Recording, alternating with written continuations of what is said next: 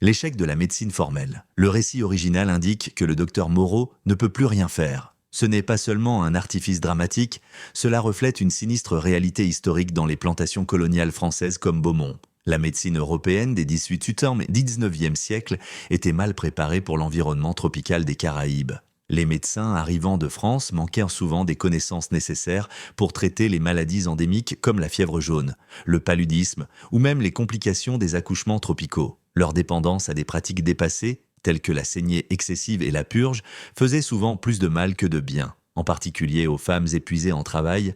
De plus, ces médecins traitèrent souvent les propriétaires de plantations et les personnes asservies avec une double éthique professionnelle marquée. Pour les maîtres, la médecine était une pratique formelle, souvent motivée par le profit.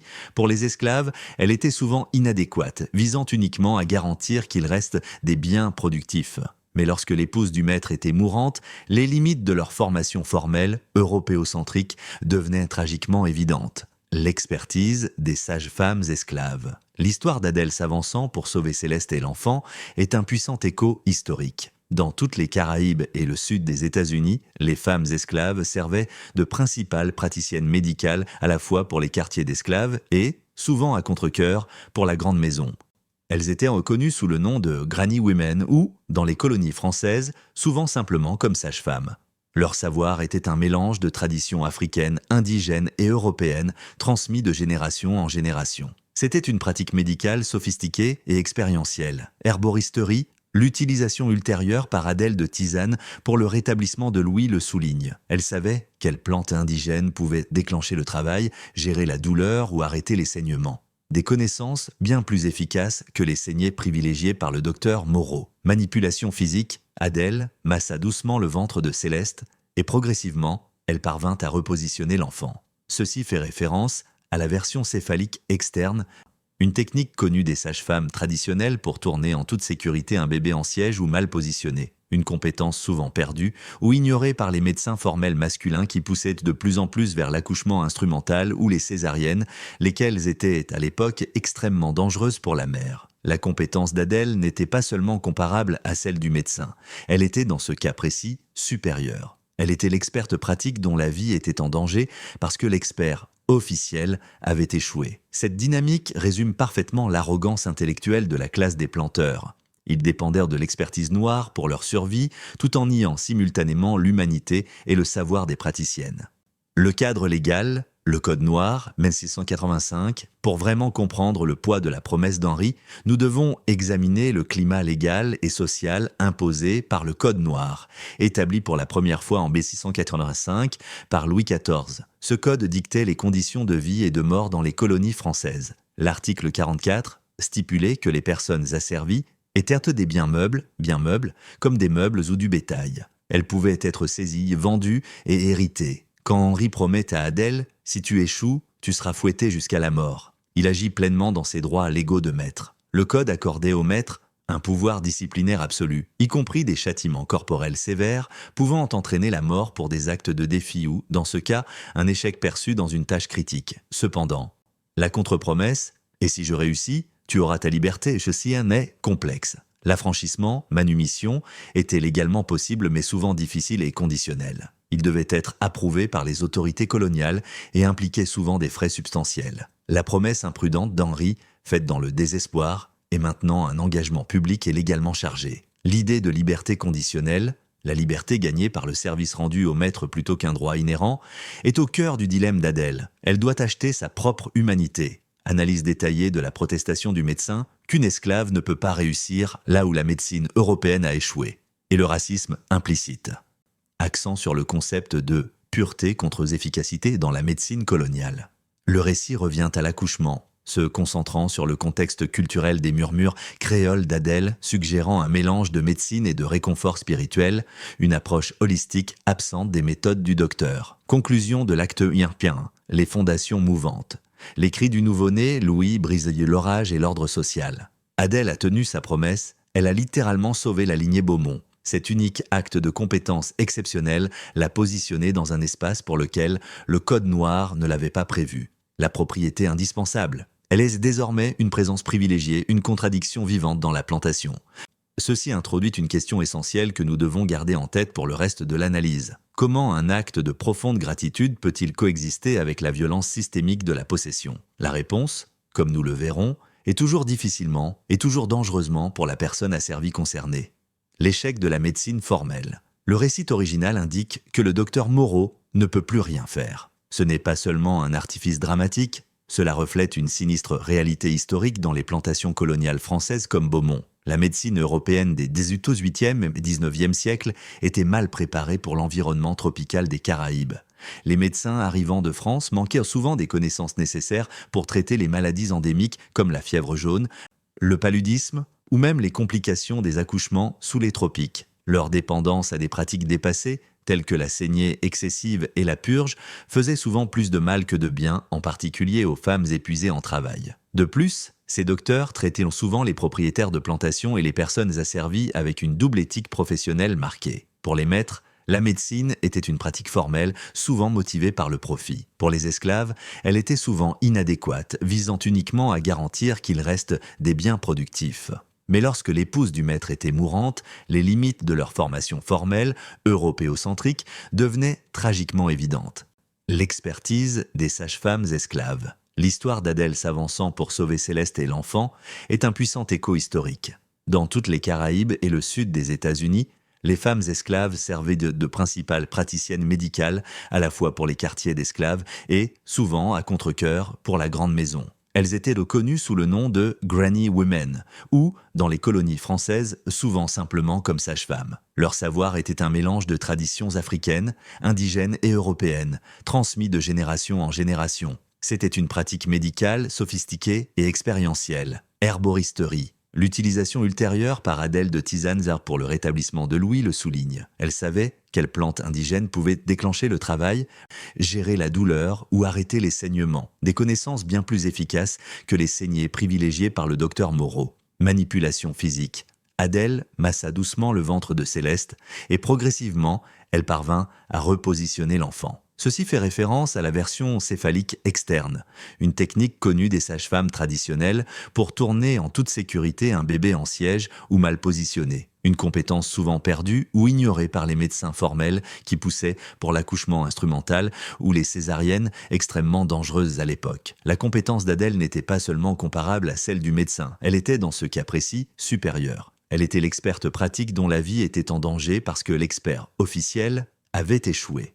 Cette dynamique résume parfaitement l'arrogance intellectuelle de la classe des planteurs. Ils dépendèrent de l'expertise noire pour leur survie tout en niant simultanément l'humanité et le savoir des praticiennes. Le cadre légal, le Code noir, 1685, pour vraiment comprendre le poids de la promesse d'Henri, nous devons examiner le climat légal et social imposé par le Code noir, établi pour la première fois en 1685 par Louis XIV. Ce code dictait les conditions de vie et de mort dans les colonies françaises. L'article 44 stipulait que les personnes asservies étaient des biens meubles comme des meubles ou du bétail. Elles pouvaient être saisies, vendues et héritées. Quand Henri promet à Adèle « Si tu échoues, tu seras fouetté jusqu'à la mort », il agit pleinement dans ses droits légaux de maître.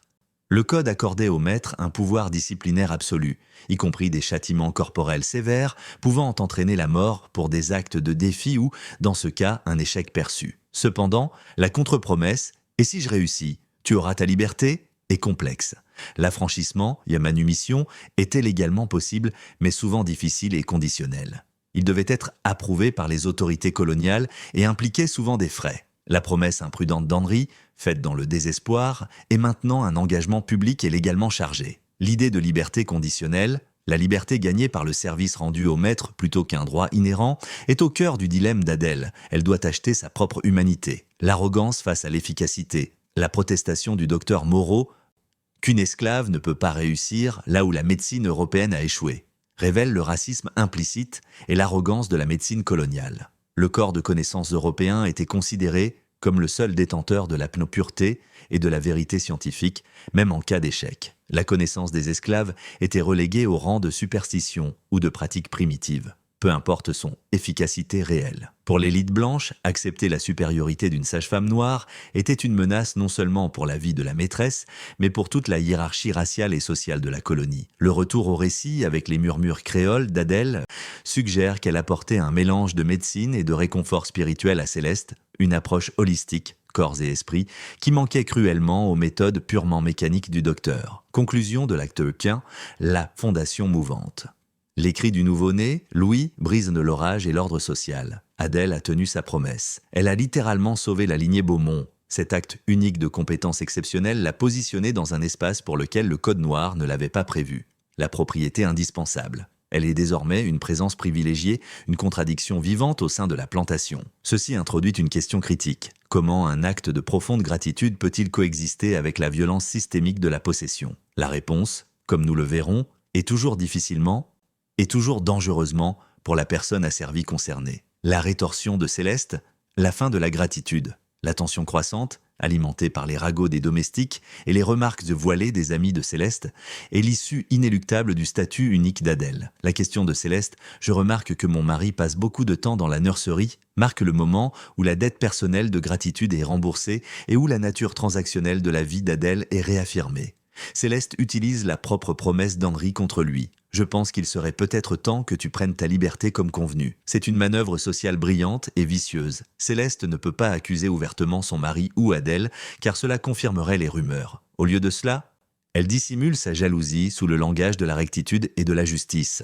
Elle n'a pas besoin de vendre Adèle ou de la fouetter. Elle doit simplement faire appliquer la promesse de liberté, qui est, en réalité, un renvoi. La décision immédiate d'Adèle de faire ses bagages et de partir est un acte profond d'autopréservation et de dignité. Elle connaît le danger. Sa lettre à Henri, avouant son amour mais expliquant pourquoi il est impossible, est le tragique aboutissement de sa clarté morale. Elle comprend le contrat social mieux qu'Henri. Leur amour, aussi sincère soit-il, est fondé sur le vaste et impardonnable différentiel de pouvoir qui définit leur monde, la réalité des gens de couleur libre.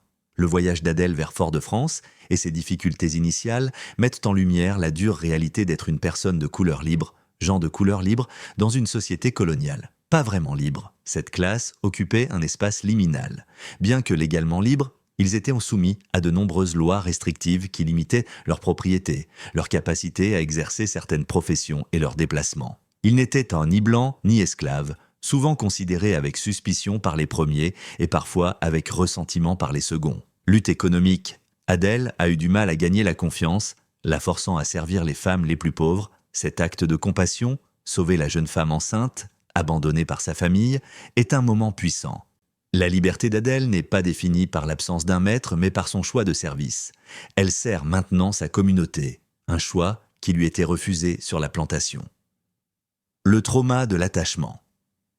L'analyse de l'impact psychologique de la séparation sur Louis est cruciale. Le diagnostic du docteur Moreau, cet enfant dépéri de chagrin, traduit par « Wasting Away from Sadness », n'est pas un diagnostic de maladie physique mais d'un profond trauma d'attachement. L'enfant est en deuil actif de la perte de sa principale figure de soin. Historiquement, cette réalité, le lien profond entre les nourrices esclaves et les enfants qu'elles élevaient, était courante. Mais le coût émotionnel de leur inévitable séparation était toujours supporté par les plus vulnérables, les enfants et les femmes esclaves elles-mêmes. Le retour, une nécessité indésirable. L'accord de Céleste pour le retour d'Adèle est le plus grand sacrifice de l'histoire. Ce n'est ni un acte de bonté, ni une capitulation face aux sentiments d'Henri. C'est un acte de nécessité maternelle. La survie de son fils est plus importante que son statut social ou sa fierté conjugale. Cependant, elle fixe des conditions strictes. Elle vivra dans les anciens quartiers des domestiques, pas dans la maison principale, et vous limiterez vos interactions au strict nécessaire. C'est une tentative délibérée de réduire le statut symbolique d'Adèle, de la repousser vers le bas dans la hiérarchie sociale et de surveiller le comportement d'Henri. Henri accepte, sachant qu'il doit accepter ces termes pour avoir Adèle près de lui, même si c'est une proximité douloureuse et distante. La scène de l'amaigrissement et du rétablissement de Louis est un tournant critique. Elle établit Adèle non seulement comme une experte, mais comme le centre émotionnel de la survie de la famille, la rendant ironiquement plus indispensable que jamais, mais sous un nouvel ensemble de règles plus contraintes. La proposition impossible est la clarté morale d'Adèle. La proposition faite par Henri, ivre, au milieu de la nuit, « Épouse-moi, nous pourrions partir, aller en France, nous pourrions emmener Louis » et le dernier plaidoyer désespéré pour une fin romanesque que l'histoire refusera. La réponse d'Adèle, « Et votre femme, votre plantation, vos responsabilités, vous abandonnerez tout cela pour moi ?» marque l'instant de la clarté morale et intellectuelle ultime. Elle saisit la pleine implication de sa proposition, la demi-vérité. Henri est prêt à risquer beaucoup, mais Adèle sait qu'il n'est pas prêt à tout risquer. L'hésitation dans ses yeux est sa réponse.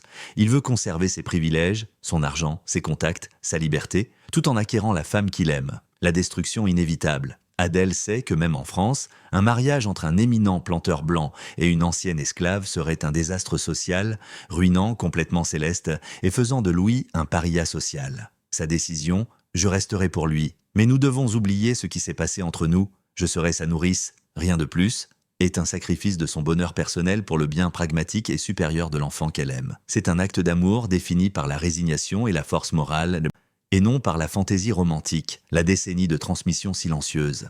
Les années qui suivent constituent le véritable cœur de l'héritage durable d'Adèle. Elle utilise sa décennie de proximité pour élever Louis avec un curriculum caché, un cheval de Troie d'humanité, transmission culturelle.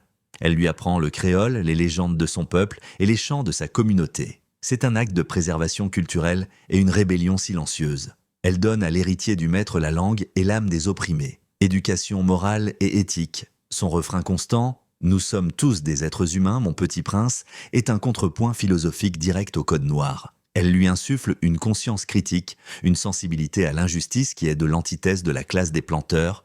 Les interactions de Louis avec les quartiers des esclaves, encouragées par Adèle, sont le signe que ces leçons portent leurs fruits. Il développe l'intelligence émotionnelle d'une personne élevée avec une profonde compassion plutôt que la distance émotionnelle requise pour maintenir le système esclavagiste. Le départ définitif et l'héritage perpétuel. Le départ d'Adèle lorsque Louis atteint ses 10 ans est un acte de force. Sa mission est accomplie. Le garçon n'a plus besoin d'une nourrice. Il a besoin d'une boussole morale qu'elle lui a installée. La section finale du récit original apporte l'élément crucial de rédemption et d'affirmation historique. La reconnaissance de Louis. À l'âge adulte, Louis offre à Adèle une maison et une rente, reconnaissant publiquement sa dette. Cet acte public est un rejet définitif des valeurs du Code noir. C'est une déclaration qui lui doit son humanité même. L'abolition de l'esclavage, Louis abolissant l'esclavage sur ses terres, est la preuve ultime de l'influence d'Adèle. Son instruction silencieuse et persistante a transformé un potentiel propriétaire d'esclaves en abolitionniste et en défenseur des droits humains. Les dernières années d'Adèle, passées comme sage-femme respectée et enseignante des enfants noirs libres à Fort-de-France, montrent l'arc complet de sa liberté. Elle a récupéré son expertise, défini son service et investi dans l'avenir de sa communauté. Elle est morte non seulement en ayant sauvé une vie, mais en ayant planté les graines de la justice dans le cœur du futur maître. La différence entre liberté transactionnelle et liberté authentique. La vie d'Adèle a été encadrée par 2 types de liberté, et c'est notre leçon la plus importante. Liberté transactionnelle, la liberté promise par Henri était conditionnelle, méritée, et finalement révocable par la jalousie de Céleste. C'était une liberté accordée par la grâce du système, et elle fut utilisée contre Adèle. Liberté authentique, la liberté qu'Adèle atteint est interne. C'est l'agentivité morale dont elle fait preuve dans ses choix. Sa décision de sauver la vie de ceux qui la possédaient, sa décision de partir pour protéger sa dignité, et surtout, sa décision de revenir pour inculquer une conscience humaine à l'enfant qu'elle aimait. Elle a acquis du pouvoir non par l'évasion, mais par son intégrité et sa compétence inattaquable. Le pouvoir silencieux et sous-estimé de la transmission culturelle. La victoire ultime d'Adèle n'a pas été sa liberté. Ce fut l'héritage culturel qu'elle a transmis à Louis. Elle a inséré les valeurs de compassion, d'égalité et la richesse de la culture créole directement au cœur de la classe esclavagiste. Cet acte d'enseignement tranquille et persistant prouve que la culture et l'instruction morale sont parmi les armes les plus puissantes contre l'oppression systémique. Sa vie est un rappel historique que même lorsque l'on est privé de statut, de propriété et de droit, la connaissance, le courage et la vision morale d'un individu peuvent transcender les barrières sociales les plus rigides. Adèle fut, à tous égards, la véritable architecte de la rédemption finale de la famille Beaumont.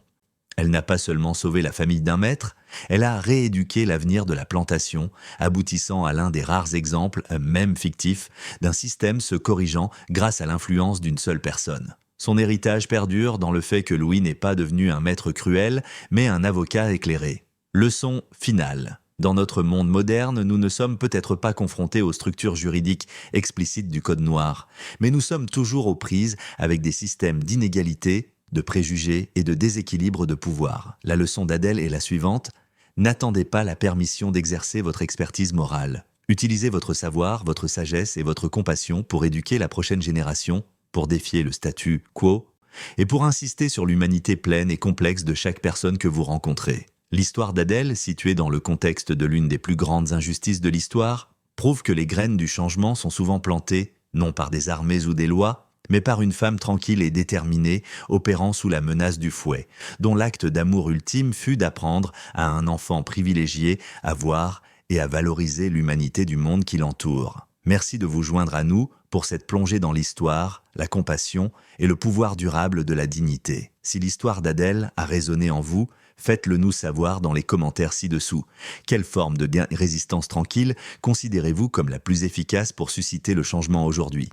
N'oubliez pas d'aimer cette vidéo et de vous abonner pour plus d'exploration profonde de la condition humaine à travers l'histoire. On se retrouve la prochaine fois.